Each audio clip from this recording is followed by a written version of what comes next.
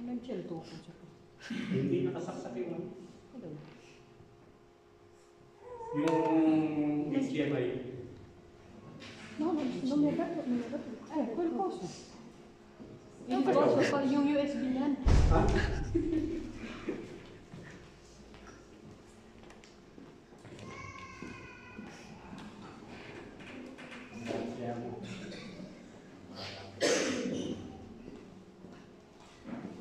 Alora, muli po, magandang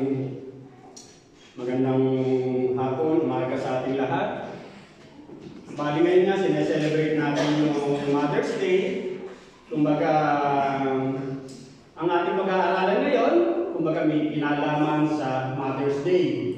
Pausa muna tayo sa ating series, sa ating pag-aaral, sa ating 1 Thessalonians, kasi nga parang bilang tribute ng konti sa ating mga nanay. Kumbaga, ang mensahe natin in relationship sa mga nanay. Ngayon, kumbaga sa ating pag-aaralan, makikita natin na sa Mother's Day, ito yung araw na kung saan ay binibigyan natin ng respeto, paggalang, pag-alaala ang ating mga nanay. Pero sa karamihan, o sa iba't iba para sa atin, iba't iba ang nararamdaman kapag Mother's Day. Maririnig nga natin kanina sa testimony, kumbaga yung ilang nanay natin, kapag nabanggit ni Brother Jules, nakakalungkot man, kamamatay lang. Maging yung asawa natin, bilang nanay ng ating mga anak, wala na rin. At tulad din yung testimony ni Sister Allison, na naging iba na rin ang sitwasyon nila bilang mag-ina.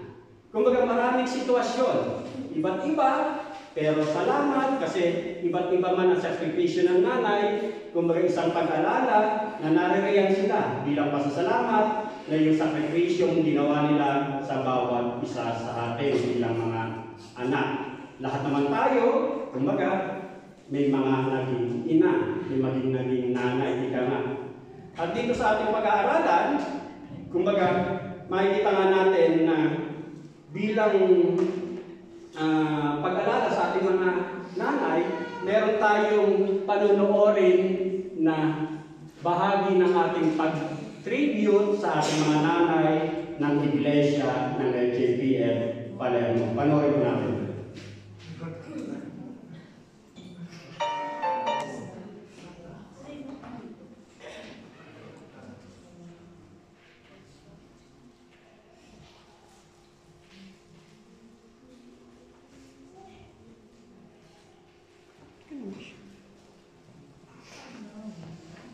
Hindi nakadagdag. Kaya.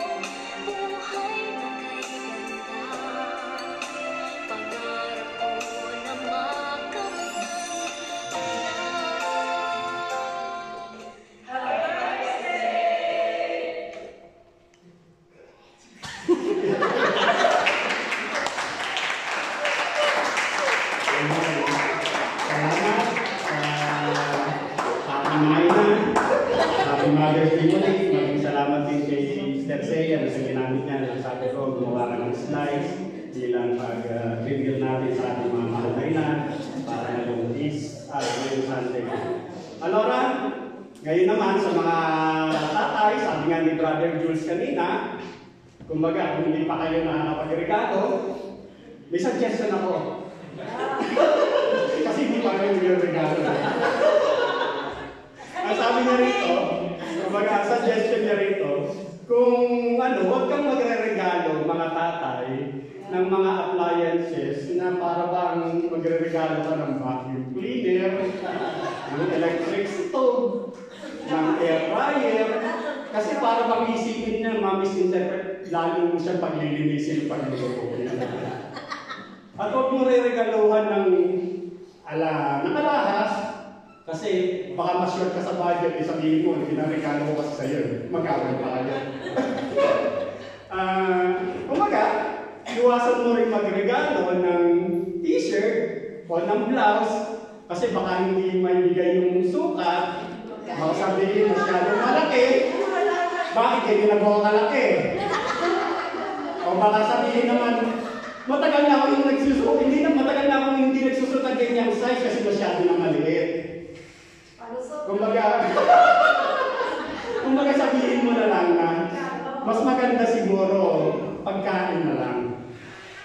Pagkain na lang kasi kung maaalala mo kung katulad bawa sa yung mga galing sa Middle East, yung Brother Jules, galing sa Dubai. Sa Arab country, at kung alam nyo yan, katulad sa Israel, di ba nung sa Egypt, nung magsalo-salo si Joseph kasama yung kanyang mga kapatid, bilang kapatid niya sa tatay, sa nanay si Benjamin, double portion ang binigay na pagkain ni Joseph para kay Benjamin. Ibig sabihin, mas maraming pagkain. Kaya kapag nananabang yung mga asawa kay misis, kumbaga ibig sabihin, mahal namin kayo. Kaya huwag kayo mag-alala. Kaya kung ano ba kayo, ibig sabihin. Kaya worry, Happy Mother's Day para sa atin lang. Ngayon, ang ating yung pag-aaralan, kumbaga,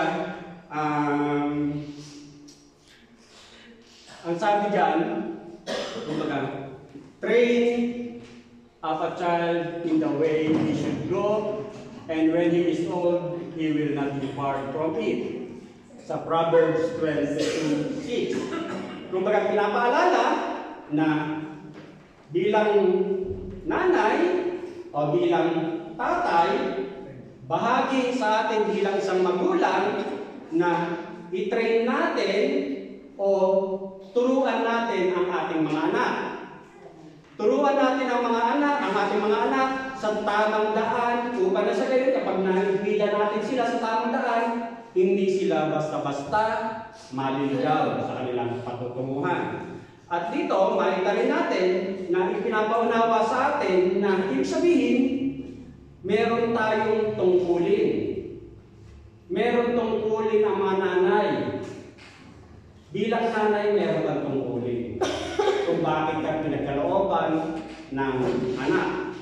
At pag sinabi mong train, ang sabi nga niya rito, kumbaga, yung train, ibig sabihin yung idea na meron kang dedication, ibig sabihin maglalaan ka ng oras, kasi alam mo kung ano yung layunin nung pag-train, nung panahon na binibigay mo para ma-train o masana yung iyong anak. At sinasabi nga rin dito na ang sabi, turuan mo yung anak sa tamang daan. Kung paano sabihin, umalis man siya, alam niya yung kanyang daan tutuhukin at tatahakin.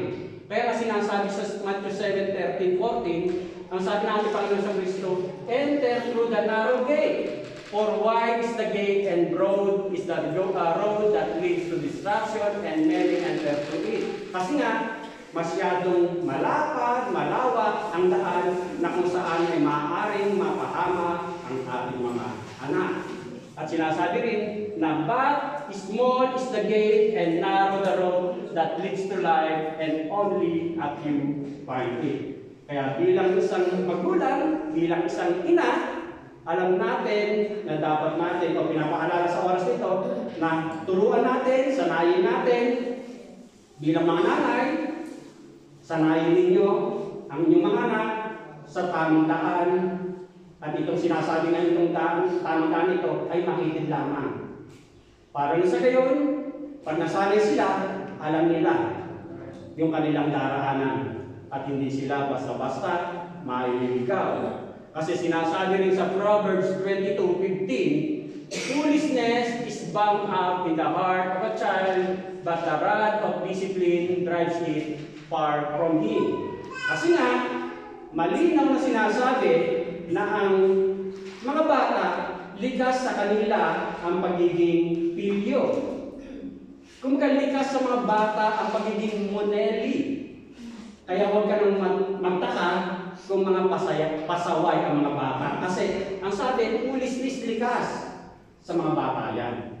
Kaya sinasabi rito, ngunit sa pamamagitan ng palo, may sila'y matututo. Ibig sabihin, kung tamang pagdidisiplina, sila'y matututo. Kaya sa ating pag-aaralan, kumbaga ang ating pag-aaralan ay may kinalaman kay Jochebed, the role model.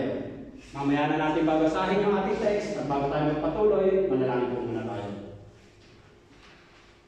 Ama, maraming salamat po o Diyos sa oras ito na aming inaalala, Panginoon, ang araw ng mga ina. Lord God, tunay nga na sa pamamagitan ng aming mga ina, Lord God, naaalala namin, nakikita namin, Panginoon, ang mga katangian po, Panginoon.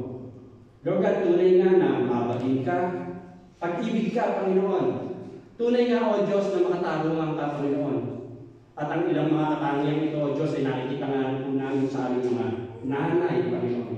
Mga mama, mga mamis, Panginoon. Salamat po, O Diyos, sapagkat sa araw nito, ito'y aming inaalala at patuloy namin nakikita, Panginoon, na naririyan ka at patuloy mong ipinangunawa sa amin na buhay ka, Panginoon. Lord God, maging sa oras ito, patuloy din po namin kinikilala na banal ka, Panginoon. Alam mo ang puso namin, sa isip mo, ang laman ng aming isipan. Kaya nga po sa mga oras at sandali na kami nagkukulang, minsan ba ang dalahin ko, patawad, at tunay nga po, Diyos, na maging katanggap-tanggap. Ang bawat isa sa aming Panginoon sa aming pag-aaral sa mga sandali nito, Diyos. At minsan pa nga, dalahin ko na sa tulong at gabay ng Santong Espiritu ipinagkaloob mo sa iyong balingkod, mag-isa bawat isa sa amin. Patuloy mo kang bigyan ng karunungan at kaalaman upang sa gayon mas maintindihan po namin ang nais mong ituro sa mga sandali nito, Diyos. Pangunahan mo nga po ay iyong balingkod upang sa gayon tunay nga na may deliver ko na may kasimplihan ang iyong mensahe upang sa gayon patuloy na ang mensahe nito ang siyang patuloy na babago sa bawat buhay ng iyong mga hiniran. Upang sa gayon tunay nga na kami makita na lumalakad at tunay nga na makita meron kaming relasyon sa iyo, Panginoon. Salamat po. Ito po, Diyos, ang aking samdalangin na may pasalamat. In Jesus' name I pray. Amen. At dito nga sa ating pag-aaralan, Jochebed, the role model. Sino nakakakilala kay Jochebed? Sino si Jochebed? Nanay, mother ni Mose. Kumbaga, in relation sa tinuro ni Maestro Jaire nung Miyerkules. Kumbaga, yun yung lesson niya last Wednesday sa kanyang practice teaching. Sa ating mag-aaralan, meron tayong tatlong titingnan bilang pagtuturo kung ano nga ba ang tungkulin ng pagiging ina. At dito, specific kay Jochebed. Ang sabi dito sa una, protect and nurture the child as best as you can. Kumbaga, protektahan mo raw, ingatan mo raw, kalingain mo raw ang bata as best as you can. Hanggang sa paraan best, pinakamahusay na magagawa mo. Ingatan mo, protektahan mo ang anak as best as you can. Sa verse 1 to 3 ng chapter 2 ng Exodus, ang sabi nga niya rito, may mag-asawang buhat sa lipi ni Levi na nagkaanak ng lalaki. Napakaganda ng bata kaya 3 buwang itinago ng ina. Nang hindi na ito maaaring itago pa, kumuha siya ng isang basket na yari sa tangkay ng tambo at pinahiran ng alkitran. Pagkatapos, isinilid niya rito ang bata at inilagay sa talahiban sa gilid ng ilog. Dito, binabanggit na mayroong mag-asawang buhat sa lipi ni Levi. Ibig sabihin, ito yung nanay at tatay ni Moises. At ito yung sinasabing nagkaanak na lalaki. Makikita natin sa Exodus 6:20 kung anong pangalan nung nanay at tatay ni Moises. Sa Exodus 6:20, ang sabi niya rito, napangasawa ni Amram si Jochebed na kapatid ng kanyang ama. At naging anak nila sina Aaron at Moises. Si Amram ay nabuhay ng 137 taon. Kung baka makikita natin ito, ang pangalan ng tatay ni Moises, si Amram, ang nanay niya, si Jochebed, at meron siyang kapatid na si Aaron at si Moises, at yung tatay ni Moises nabuhay ng 137 years. Ngayon, ano ba yung background para mas maintindihan natin yung ating pag-aaralan? Yung background o yung eksena ng mga panahon ng bago ipanganak si Moises.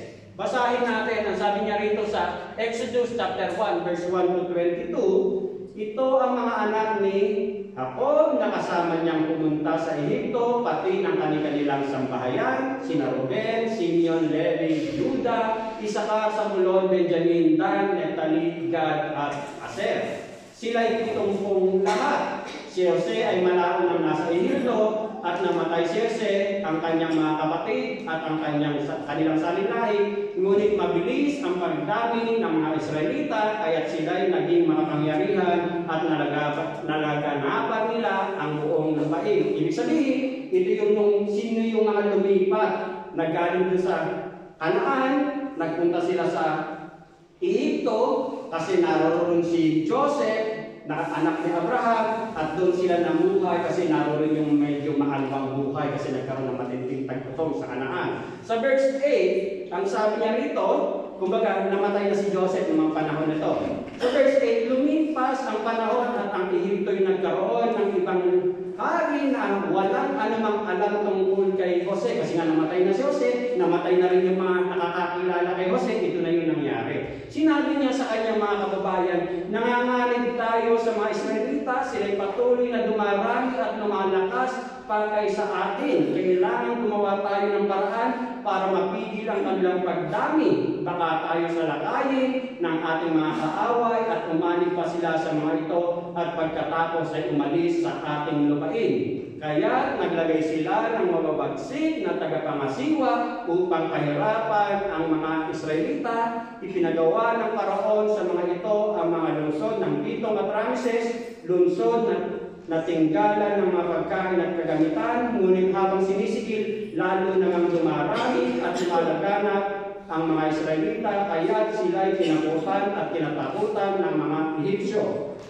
Dahil dito, ang mga Israelita ay lalong sinikil at pinahirapan ng mga Ehipsyo sa paggawa ng tisa at ng iba't ibang mabibigat na gawain ng tubig.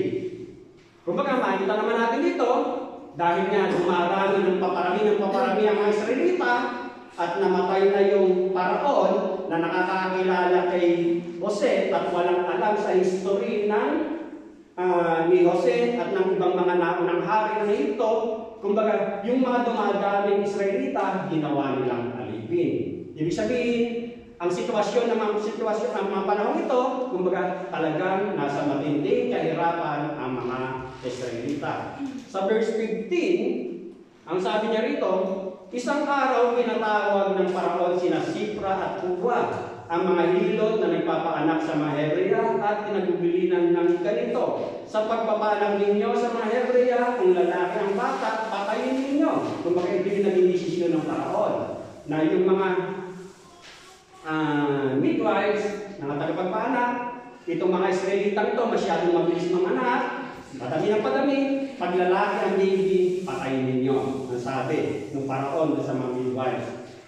Sa verse 17, ngunit dahil sa takot nila sa Diyos, dahil may God-fearing, itong mga midwives na to, hindi sinunod ng mga hilot ang utos ng hari, hindi nila pinatay ang mga sanggol na lalaki, dahil dito pinatawag sila ng hari, at tinanong, bakit hindi ninyo pinatay ang mga sanggol na lalaking isinisilang ng mga Hebrea? Dahil nga may takot itong mga hilot, ayaw nilang patayin yung mga maski, mga baby maski, ika na. Sa 19, ang sabi niya dito, mangyari po, iba ang mga Hebrea sa mga Egyptian. Madali po silang manang, kaya nakalabas na ang bata, ungkat na namin. Sabi nila. Ibig sabihin, nagrason yung mga hilot na masyadong mabilis mga anak itong mga Israelita. Na bago pa lang sila dumating doon, lumabas na yung bata. Parang Sister Jenny, para lang nagkukulang, lumalabas na yung baby. May lahing Israelita. At dito, sa verse 20, sabi niya rito, at hindi napigil ang pagdami ng mga Israelita, ang mga hilot naman ay dinalugdan ng Diyos, pinagkalooban niya sila ng sariling sambahayan, iniutos naman ng Paraon sa mga Egyptyo na itapon sa ilog Nilo ang lahat ng lalaking sisilang ng mga Hebrea at bayaan lamang mabuhay ang mga babae. Dahil nga rito, o sige, ayaw niyong patayin itong mga baby na lalaki at sinasabi niyong mabilis mga ang mga Israelita, kumbaga, ganito gawin niyo. Kapag lalaki, ihagis niyo, itapon niyo sa ilog Nilo, sa Nile River, ang mga batang lalaki at hayaan nilang mabuhay ay yung mga babae. Kumbaga, pag batang lalaki, hayaan yung malunod at mamatay. Yan ang sitwasyon ng mga panahon ito nung isilang si Moises. Ngayon, Jochebed is the story of a woman who is mentioned only a few times in Scripture. Kumbaga, ang pangalang Jochebed, sinasabi nga na, konti lang. Konti lang na nabanggit yung pangalan ni Jochebed, pero kahit konti lang yung pangalan ni Jochebed na binanggit sa salita ng Diyos, sa Biblia, pero makikita natin na ang pangalang Jochebed, yung kanyang profile, kumbaga, makikita natin na kinilala siya bilang isang ina na may pananampalataya, a mother with faith. At sinasabi nga na si Jochebed, alam din niya kung ano yung role niya bilang ina na naayon sa plano ng Diyos. Bilang nanay ni Moises. Naunawaan ni Jochebed. Naintindihan niya yung rason ng kanyang pagiging ina. Kung ano yung role niya bilang ina ni Moises sa dakilang plano ng Diyos.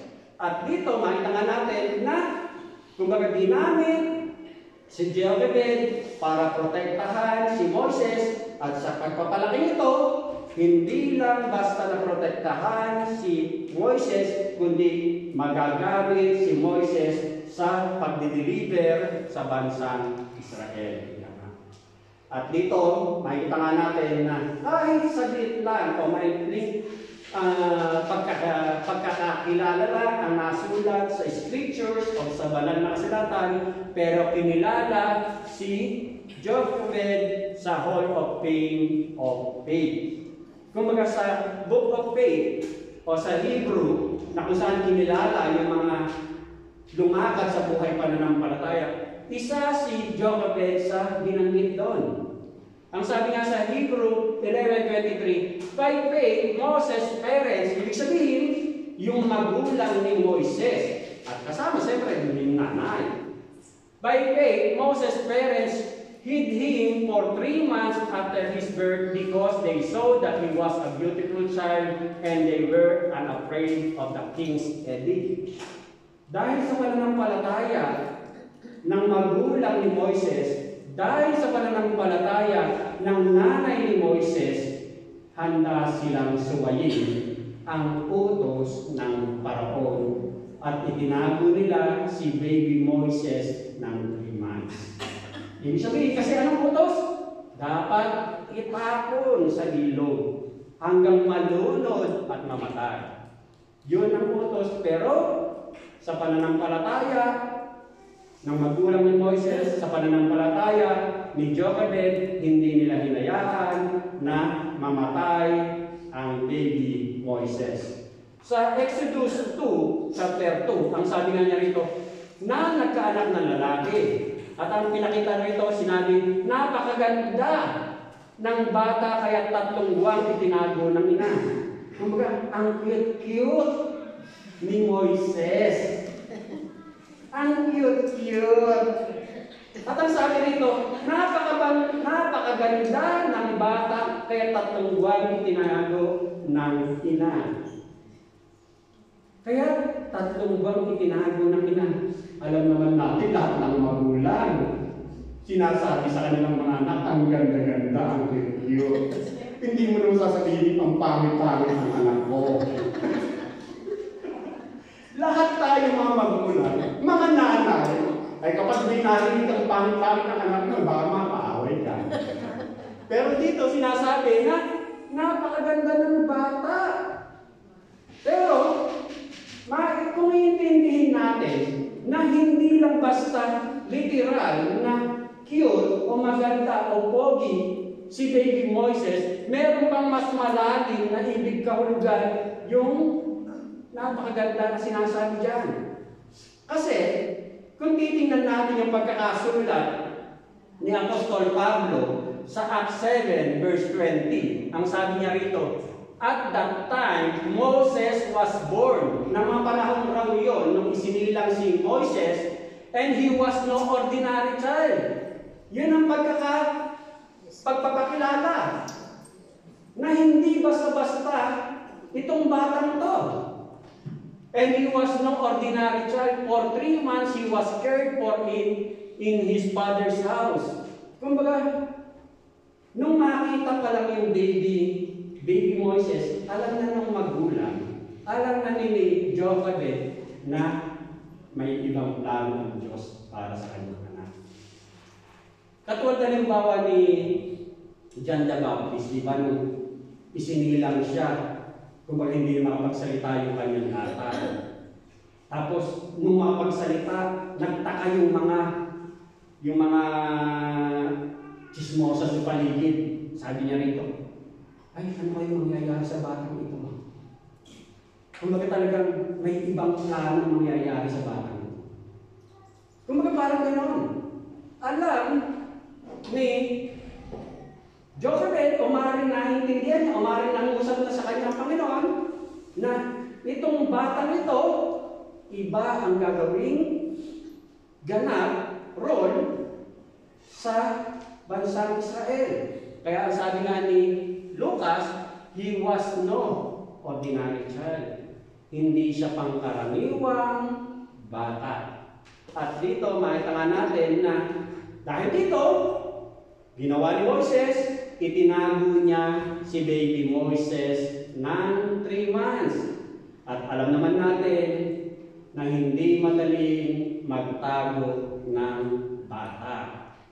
Kasi iyakin yan. May mga baby tayo, may kambal.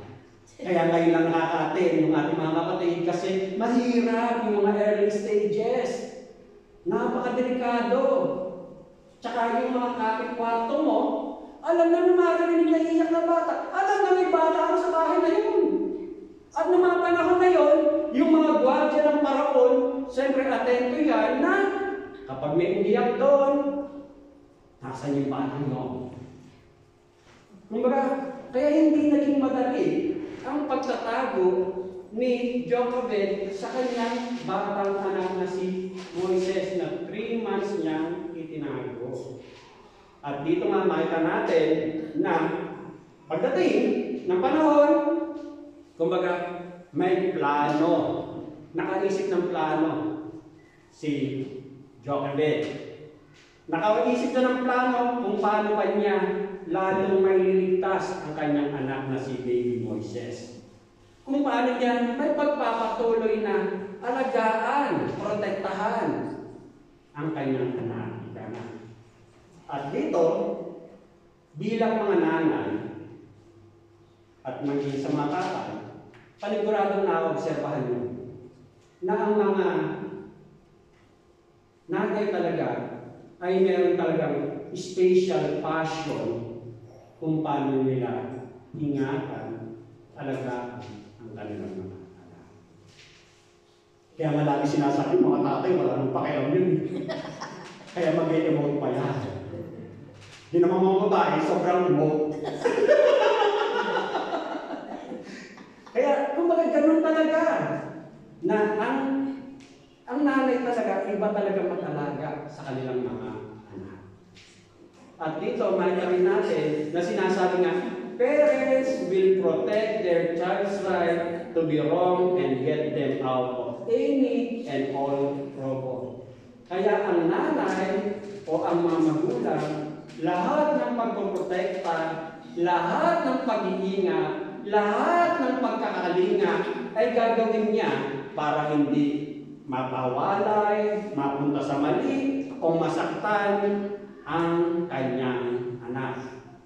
At sadyang yun ang nature ng nanay, na ayaw niyang masasaktan ang kanyang anak. Nature yan. Ngayon, makita nga natin na sinasabi nga niya rito, as parents and as a mother, our children need protecting.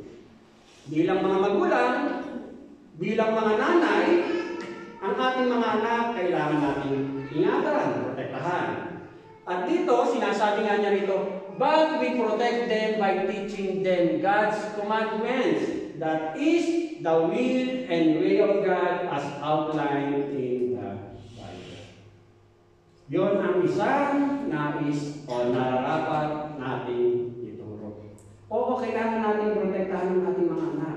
Pero the best na protection, na the best na ituturo natin ay kung ano yung sinasabi ng salita ng Diyos, inuutos ng Diyos, na makikita natin kung ano yung sinasabi ng nasa sa kasulatan o nasa sa Biblia. Kaya maging si Joshua, kumbaga, kinapipili niya ang mga kababayan niyang mga Israelita. Maging tayo. Kailangan mo talaga magkaroon ng desisyon. Kailangan mo talaga magkaroon ng stand kung anong dapat mong ituro, daan, o kailangan talagang tahakin ng iyong mga anak. Ang sabi nga sa Joshua 24:15, but if serving the Lord seems undesirable to you, kung sa tingin nyo, baliwala sa inyo, hindi mahalaga sa inyo, then choose, mamili kayo para sa inyong sarili, then choose for yourselves this day whom you will serve. Whether the gods of your ancestors served beyond the Euphrates, or the gods of the Amorites in whose land you are living, but as for me and my household, we will serve the Lord. Kumbaga dapat meron ka talagang stand.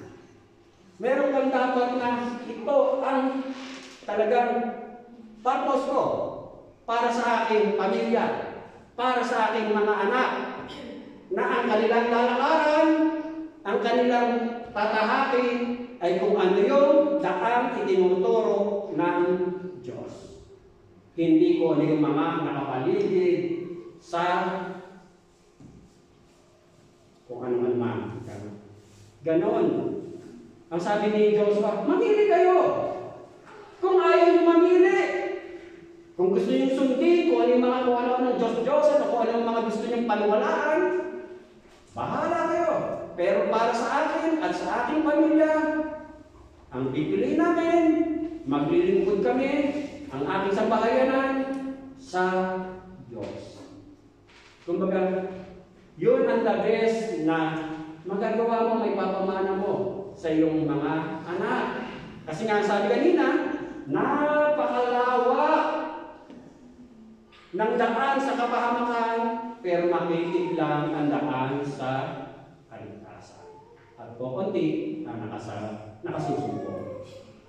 Kaya nga, mga kapatid, ang paalala sa atin dito, our job and our goal in God's plan are to raise His children. Yan ang plano ng Diyos. Yan ang trabaho natin bilang mga magulang. Palakihin natin ang ating mga anak. At ang sabi niya rito, they are His and He has given them to us as gifts. Binigay yan sa atin ng Diyos, pero ang tunay na nagmamayari niyan ay ang Diyos. Ibinigay lang sa atin para maging katiwala at alagaan ang ating mga anak. At ang sabi niya rito, and to help them by protecting them from falling victim to a sinful world. At tulungan natin sila na maprotektahan na huwag silang mapunta sa mundong punong-puno ng kasamaan. At dito, pinakikita nga niya rito, which may mean allowing the child to feel the sting of their own wrong decisions. Na kung minsan, hayaan mo na, o sige, matigas ang ulo mo. Hayaan mo minsan na masaktan siya para na sa gayon, makita niya na mali yung mga pagpiling ginagawa. Kasi, minsan, ang nagiging problema sa atin, sa sobrang protection natin, sa sobrang pag-iingat ng magulang, pero malinaw na sinasabi na ang bata ay sadyang may kapilyuhan. Sa sobrang pag-iingat ng mga magulang, ay para bang ayaw mo nang masyadong nagiging overprotective. Katulad halimbawa sa children's ministry. Minsan nagkakaroon ng problema yung mga maestra at mga magulang kasi nagiging overprotective ang magulang kaya ayaw iwan sa loob o sa children's ministry kasi pag umiyak akala mo pinakawawa. Pero kung minsan kailangan mong ihiwalay para siya'y matuto. Kumbaga, makikita natin na sinasabi nga niya rito, bahagi yan ng pagprotekta, pag-iingat sa ating mga anak. At dito, kasi, kung hindi natin gagawin ito minsan, kumbaga para bang sa halin na turuan natin ang ating mga anak, kumbaga nami-misinterpret niya, nakakala niya laging tama yung kanyang ginagawa. Pero bahagi ng pagtuturo ng Diyos kung minsan, kailangan mo minsan masaktan para makita mo mali ang ginagawa. Bilang magulang, di ba? Kumbaga, sinasawatan mo ang anak mo kapag alam mo mali ang ginagawa mo. Ganun din ang Diyos sa atin. Kung minsan, para bang pinapalo tayo, para sinasabi, hoy, masyado ka na napapasarap anak dyan sa kalalagayan mo. Pag napalo ka na, magigising ka, wala ka pala talagang magagawa kung iwalay ka sa Diyos. Yung pangalawa na pinapaalala sa atin dito, finding solution to problem by being creative and sensible. Doon sa verse 3, ang sabi nga niya rito, nang hindi na ito maaaring itago pa, ibig sabihin si Moises, kumuha siya ng isang basket na yari sa tangkay ng tambo at pinahiran ng alkitran. Pagkatapos, isinilid niya ito, ang bata at inilagay sa talahiban sa gilid ng ilog. At dito, kumbaga, knowing she couldn't hide Moses any longer, alam niya na hindi na niya kayang itago pa kasi malaki na yung bata, Jochebed made a small na basket kung saan niya itatago o ilalagay si baby Moses at ipagkakatiwala na lang niya kung ano mangyayari kay baby Moses kapag nilagay na niya sa ilog. Ibig sabihin, ito yung solusyon. Kumuha siya ng tangkay ng tambo, ginawang basket, nilagyan ng alkitran para hindi pasukin ng tubig yung kung saan nilalagay si baby Moises. Kumbaga ito yung aking gagawin. Kung ano yung nakikita ko dyan sa malapit sa akin. Kasi kung maghahanap pa ako mag-spesa Panginoon na kung ano ng mga pangangailangan ko. May mga gwardiya na maaaring makakita sa akin kung ano yung aking ginagawa. Kumbaga, si Jochebed naging creative siya. Kung ano yung nakikita niya, ito yung aking gagamitin. Para may salba ko ang aking anak. At dito, makita nga natin na inilagay niya si baby Moses sa basket. Pinaanod niya sa ilog Nilo, pero hindi basta-basta pinaanod sa ilog Nilo. Doon lang sa bandang gilid. Kumbaga, sensible siya, maingat pa rin siya. Bagamat iiwan niya ron, hindi niya inilagay na doon sa malakas na agos. Tayo mo nga, matay ako na. Kung gamitin mo rin yung sensible, yung common sense mo, hindi ka na. Ang mga nanay, ganun din, kuminsan. Na kapag yung parang wala ng budget, makikita mo, may baon na yan, may pangkain na. Kumbaga, may tinuro ng daan kung saan siya ituturo. Kumbaga, ganyan. Kumbaga si Jochebed ganon. At ipinagkatiwala na niya sa Diyos kung ano man ang mangyayari kay Moises. Pero kung titingnan mo, naging literal yung pagsunod na ginawa rin o solusyon na ginawa ni Jochebed para kay baby Moises. Kasi ang sabi, itapon sa ilog Nilo. Pero ang ginawa ni Jochebed, yung nanay ni Moises, inilagay niya sa basket, nilagyan ng alkitran para hindi pasukin ng tubig, pero nilagay din niya sa ilog Nilo. At hinayaan na niya na ang Diyos ang siyang mag-iingat sa kanyang anak. At sinasabi rin na ang ilog Nilo ay kilala sa maraming buwaya. Ibig sabihin, napakadelikado. Yung pagtatapunan ng mga bata at yung pinaglagyan kay baby Moses. Pero naging maingat pa rin si Jochebed kaya nilagay lang niya sa bandang gilid. At dito, makita natin na hinayaan niya na magpalutang-lutang yung basket at nakarating kung saan may mga naliligong mga kababaihan at naroon na nga yung prinsesa na anak ng Paraon. Kumbaga, naging mapamaraan siya, naging ginamit niya yung kanyang uwido, common sense sa solusyong gagawin niya para maprotektahan pa rin niya, maingatan pa rin niya ang kanyang anak. Kaya sa atin bilang magulang, sa atin bilang mga nanay, kumbaga yung pagkakaroon mo ng pagiging creative and sensible na kung paano ka magplano para masolusyonan ang isang sitwasyon. Ganon ang diskarte ginawa ni Jochebed. At dito nga, makikita natin na dun sa verse 4, habang ginagawa ng nanay, naiwan niya yung basket na naroon si baby Moises. Sa kalayuan naman, o sa hindi kalayuan, ang sabi sa verse 4, ang ate naman ng bata ay lumagay sa di kalayuan upang tingnan kung ano ang mangyayari.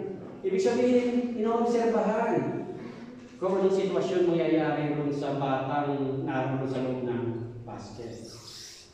Kung unawain mo, yung diskarte yung ginawa ni Jochebed, kumbaga, delikado yung pinaglagyan kasi kumbaga, kilala nga ang ilog Nilo o Nile River sa maraming buwaya at iwanan mo yung bata na nakalagay lang sa basket, ibig sabihin hindi madali. Pero pinagkatiwala lang niya. Ginawa niya yung kanyang solusyon, ginawa niya yung kanyang pagpoprotektan dapat niyang gawin para sa kanyang anak. Ngayon, ang bahala na ang Diyos kung ano mangyayari sa kanyang anak. Ano yung sabihin dito? Yung sabihin, real faith is an active thing. Kumbaga, may pagkilos kang ginagawa. Kung talagang buhay ang iyong pananampalataya. At sa pagdating nga ng oras, makikita natin na yung sitwasyon na ginawa ni Jochebed, iniwan niya yung kanyang anak sa ilog-ilog, sinabihan niya yung kanyang isa pang anak na babae, bantayan mo yung iyong kapatid na si Moises kung ano mangyayari sa kanya. Kumbaga, naging maingat siya sa kanyang mga plano. At dito, makikita natin na sa buhay natin, meron din tayong mga kailangan gamitin o maging matalino tayo sa mga desisyong ating gagawin. Maging sa ating paglalakad bilang isang mananampalataya. Kasi nga, pinapaalala sa atin bilang isang Kristiyano, naririyan na yung lahat ng tulong na kinakailangan natin. Maging sensible ka na lang. Maging creative ka na lang kung paano ka makalalakad ng naayon sa nais ng Diyos. Maging sa paalala nga ni Pedro sa 2 Peter.